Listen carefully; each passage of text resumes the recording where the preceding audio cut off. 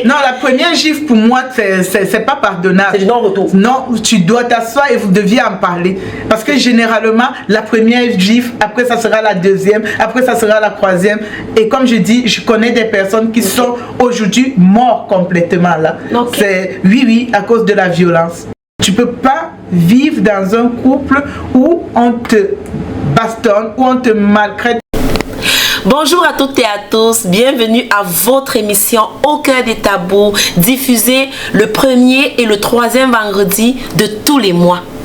Aujourd'hui, nous allons parler d'un sujet sensible, un sujet douloureux à la limite. Et pour parler de ce sujet qui est la violence conjugale, nous recevons la Matani. Une magnifique femme, une épouse, une mère. Elle est entreprenante également. Madame Oueko Viviane Kamga, épouse Wande. Suivez-moi. J'ai une question.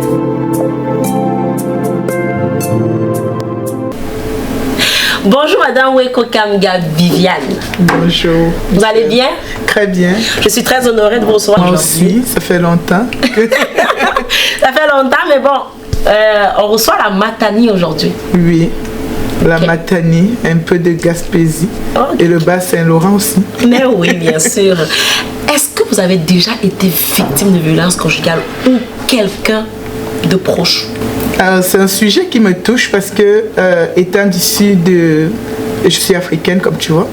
Donc c'est un sujet tabou chez nous. Et c'est la raison pour laquelle je veux qu'on en parle. Parce que ça peut aider quelqu'un. Violence conjugale, à mon dictionnaire, à moi, c'est une brutalité au sein d'un cercle familial. Ce que peut subir l'épouse ou l'époux de manière régulière ou ponctuelle. C'est ça. Ça, c'est d'après mon dictionnaire. Mais d'après vous, Madame Viviane, c'est quoi la définition de violence conjugale? Moi aussi, c'est un peu ça.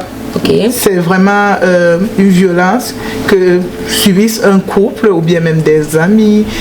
Un couple, quand je dis amis, je vais dire des conjoints de fait. Déjà, quand tu as un couple, s'il y a quelle que soit la forme de violence, si ça peut te rendre malade physiquement ou bien même psychologiquement, ça pour moi c'est une violence. Et d'après vous, pourquoi est-ce qu'il y a violence? Parce que au sein d'un couple, ils se sont choisis. C'était beau sûrement quelque part pour qu'ils se choisissent. C'est sûr, c'est vrai. Pourquoi en arriver là, d'après vous? Pour moi, je te dirais que c'est parfois les on-dit, le manque de confiance dans un couple. Et surtout... le manque de confiance surtout, parce que quand un couple ne se fait pas confiance, il a tendance d'écouter les autres, ou bien quand le couple est comme fragilisé par peut-être le passé aussi de la personne, ça peut pousser la personne à devenir violent. Fait que le manque de confiance en soi. En soi, oui. Ça peut fragiliser. Aussi. Ça peut amener un couple à avoir la violence. Et je sais qu'il y a quand même plusieurs formes de violence conjugale. Est-ce que vous connaissez quand même? Moi, je te dirais que la forme que moi je trouve le plus difficile, c'est psychologique, parce que physique, on voit les blessures, on peut directement se rendre compte que la personne vit une violence. Mais quand c'est psychologique, c'est intérieur, tu le vis, on ne le voit pas. Tout le monde te voit souriant, tu parles avec tout le monde. On ne se rend pas compte que tu vis quelque chose de profond dans toi. Donc pour moi, c'est vraiment ça que je veux qu'on en parle. Parce que beaucoup de personnes, tu peux rencontrer quelqu'un, il est correct, quand il est avec les gens, tout est parfait. Mais dès qu'il arrive chez lui... Comme le narcissisme. Oui, c'est ça. C'est vraiment ça. Quand moi je regarde un peu au niveau des formes de violence, je sais qu'il y a quand même il y a des violences quand même sexuelles. Lorsque peut-être un partenaire vient faire une violence à son épouse. Est-ce que vous pensez que cette forme-là aussi est quand même assez répandue? Mais oui, ça dépend. Ça dépend si dans un couple, peut-être, si le conjoint peut-être veut sa femme toujours pas avec une force, ça aussi on peut appeler une violence. Mais comme je dis, ça dépend. Ça dépend vraiment. D'accord. De comment, peut-être, parce qu'il y a des femmes aussi qui aiment la brutalité. Quelles peuvent être les conséquences d'un tel comportement lorsqu'il y a des enfants? Comme je te disais, les conséquences, c'est déjà Moi, je suis tolérance zéro. Si un couple se met peut-être à se battre devant les enfants, moi, c'est vraiment physique, c'est tolérance zéro. Parce que c'est quoi l'éducation que tu veux donner à tes enfants? C'est quoi? Qu'est-ce que tu veux vraiment apporter au futur de cet enfant? La transmission, tu vois. Et quand c'est psychologique, l'enfant le vit aussi. Donc, c'est vraiment compliqué. Donc, moi, je trouve que c'est quelque chose de dur, de lourd. Et quand une femme ou un homme, parce que les hommes aussi peuvent vivre de la violence. Ok, les hommes aussi vivent de la violence. Mais oui, il y a des hommes aussi qui peuvent vivre de la violence. Mais on sait que la femme est quand même plus exposée que l'homme. Pour moi, je dirais que c'est vraiment le fait devant les enfants.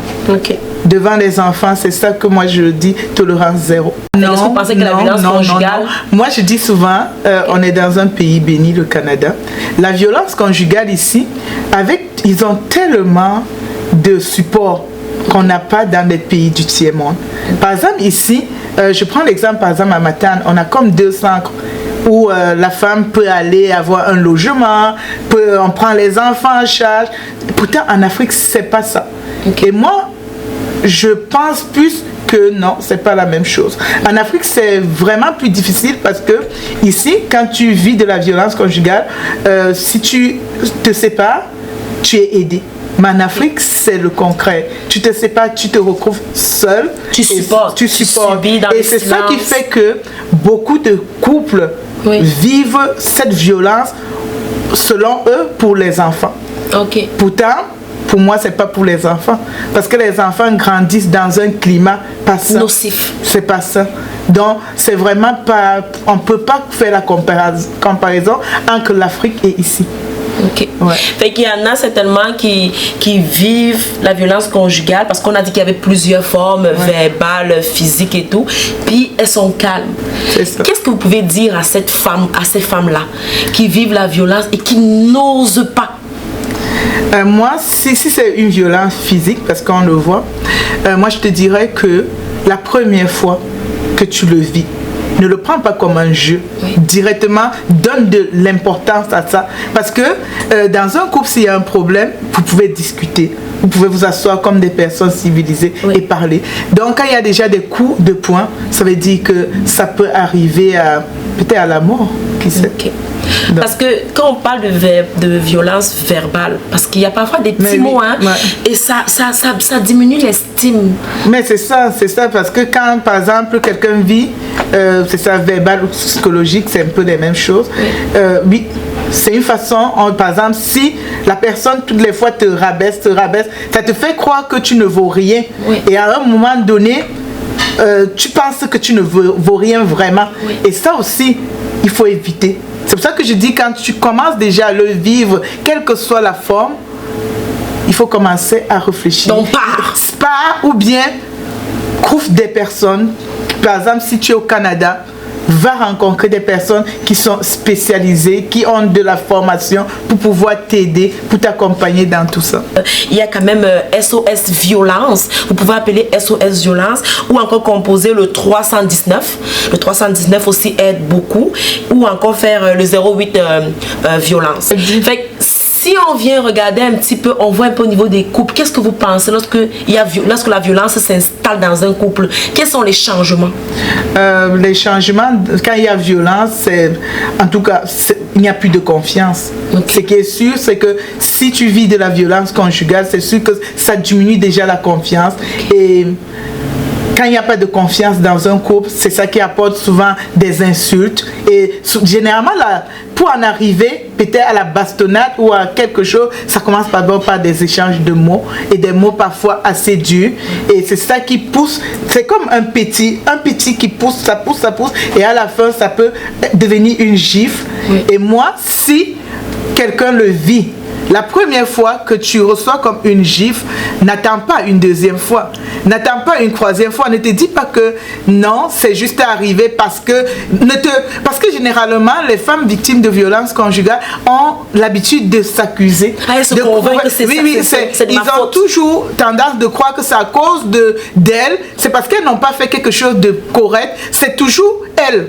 Donc moi je te dis là, toi qui peut-être qui vis ça quelque part, je sais pas, d'éviter de te faire confiance, surtout de te faire confiance, de savoir qui tu es et de savoir où tu veux aller. Et si ça t'arrive, n'hésite pas d'en parler autour de toi, surtout en parler, parce que beaucoup de personnes prennent ça sur eux et le vivent sans toutefois parler, et on se rend compte souvent juste quand il y a des décès ou bien quand il y a des blessures assez graves. Donc du coup, moi personnellement, je t'encourage de parler. Qui est Weko Kamga Viviane, épouse Wande? Weko Kamga Viviane, épouse Wande, Modo Kavi, connu sur les réseaux. Ok, c'est votre petit nom, Modo Kavi. C'est ça. Okay. Je suis PDG d'une entreprise multidisciplinaire qui fait dans la mode, donc je suis styliste modéliste, qui fait dans la décoration, qui fait dans l'événementiel aussi, qui a aussi mis sur place une marque d'épices, parce que je fabrique aussi une épice qui s'appelle les épices Afrozo. Modo Kavi toujours a un organisme à but non lucratif qui vient en aide aux enfants défavorisés au Cameroun et ici au Canada, qui fait dans l'échange de culture. Donc je ramène l'Afrique ici. Vous m'avez dit tout à l'heure que vous avez déjà côtoyé quelqu'un qui a été victime de violence conjugale. Racontez-nous un petit peu. Oui, c'est quand même triste, mais ouais.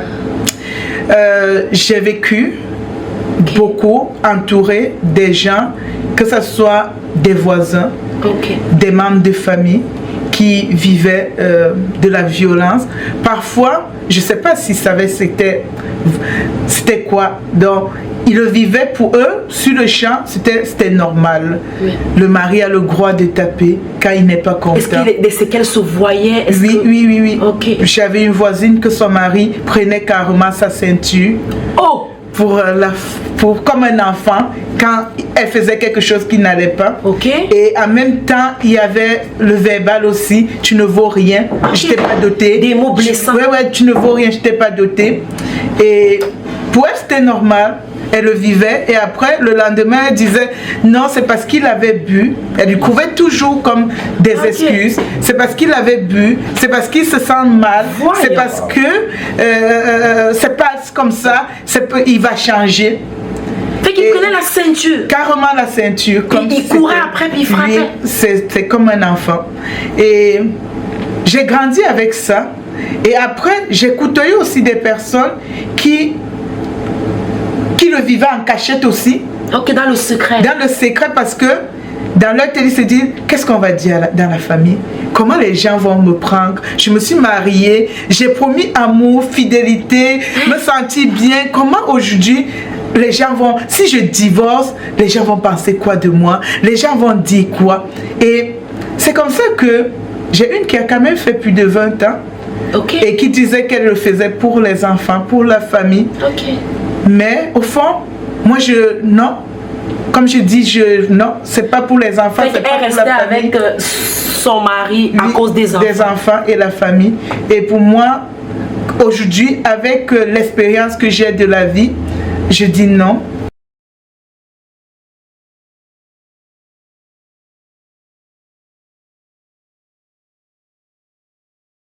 Tu peux pas vivre dans un couple où on te bastonne, où on te maltraite.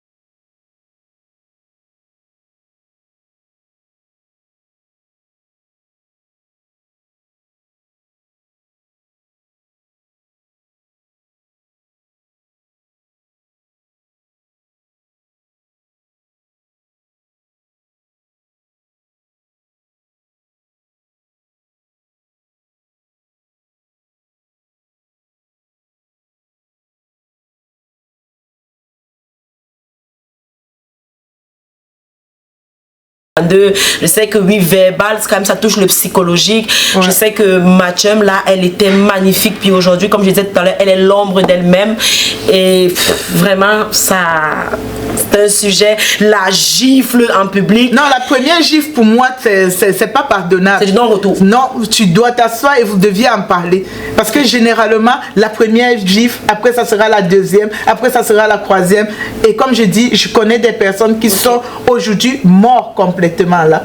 C'est oui, à cause de la violence. Ouais. Et pour ça, je pense qu'on a quelques exemples, même notre chanteuse, là ça a été médiatisé quand même. Là il y a une autre chanteuse qui a vécu une violence conjugale, elle est finie qui n'a jamais voulu parler aux gens, oui. Parce qu'il fallait qu'elle protège son église, oui. Qu'elle protège sa famille, oui. Qu'elle protège son entourage, oui. Et c'est comme ça. Et la majorité des femmes qui vivent ça, c'est comme ça qu'elles le font. C'est un poison. C'est un poison, oui. C'est un poids lourd qu'elles doivent porter tous les jours. Et vraiment, chère madame, chère soeur, chère petite soeur, chère amie, si vous vivez de la violence, à la première gifle, prenez le temps de vous remettre en question et regardez si c'est vraiment ce que vous voulez. Oui. Vous voulez dans votre vie. Parce que, comme je dis toujours, la vie est très belle et il faut en profiter. Et c'est pas ça, profiter de la vie. Et la vie est courte également. Et oui, elle est courte. Moi, je suis choyée de vous recevoir aujourd'hui. Oui, c'est un sujet qui est lourd, mais c'est bien d'en parler. Vous qui me regardez, qui vivez la violence conjugale, qu'est-ce que vous en pensez? Vous connaissez quelqu'un, une voisine, une soeur? Écrivez. Je vous ai dit, j'aime les commentaires. Fait laissez-nous des commentaires par rapport à ce fléau-là. Et si tu veux aussi t'asseoir près de moi, tu as une histoire, tu as un sujet tabou, tu es la bienvenue près de moi. Je t'attends. Un mot de fin peut-être, Viviane? Oui, j'ai un dernier mot, oui. Surtout pour les personnes qui vivent au Cameroun, oui. Qui vivent de la violence conjugale, n'hésitez pas. Vous pouvez aussi aller nous écrire, moi, parce qu'avec mon organisme, okay. Okavi Découverte de l'Afrique, oui. On soutient aussi ces personnes. Donc vous pouvez aller sur Facebook, oui. Écrire pour... en tout cas, on est prêt pour vous aider, pour vous écouter surtout, parce que parfois on a juste besoin d'une oreille qui ne va pas te juger, oui. Qui ne doit pas se mettre à dire pourquoi c'est ta faute, donc n'hésitez pas. Okay. Et en même temps, je vais vous présenter ma marque d'épices, les épices Afrozo, parce que c'est en partie grâce à ces épices que je ramasse des sous pour okay. Venir en aide aux femmes victimes de violences conjugales en Afrique, aussitôt au Cameroun pour un début. Donc au Cameroun, donc vous pouvez okay. Voir. Okay. Donc pour les personnes qui veulent encourager la cause, parce que c'est pour vraiment venir en aide, parce que j'ai des personnes que j'accompagne, que j'inscris les enfants à l'école, parce que les parents, le mari décide, si tu t'en vas, je ne paye plus l'école de ton enfant. Okay. Et grâce à tout ce que Okavi a comme entreprise, c'est vraiment pour venir en aide aux personnes comme ça. Parce que je vous sens très émue, Madame Okavi. Ouais, je suis tellement contente de vous recevoir sur mon plateau. C'est vraiment ça. Donc, vous avez compris, Viviane, vous pouvez la suivre, Mode Okavi, oui. À sa page Facebook. Si il y a des dons, des conseils, des personnes qui ont des problèmes, n'hésitez pas. Vraiment. Et comme je vous ai dit. Qu'est-ce qu'on peut vous souhaiter? Moi, je vais vous dire. Aucun des tabous peut vous souhaiter. Moi, tout ce que je veux que vous me souhaitez, c'est la santé. Okay. Parce qu'avec la santé, je peux voler où je veux. D'accord. Et je peux aller où je veux. D'accord. Donc, avec la santé, je garde ma bonne humeur. Et je continue mon combat, oui. Qui est l'humanitaire, oui. Venir en aide aux enfants défavorisés, aux femmes victimes de violences conjugales au Cameroun. Ok. Et au Canada? Oui, au Canada aussi. D'accord. On vous souhaite une très très bonne soirée. Merci beaucoup et écoutez toujours Au Cœur des Tabous. Merci, bye bye.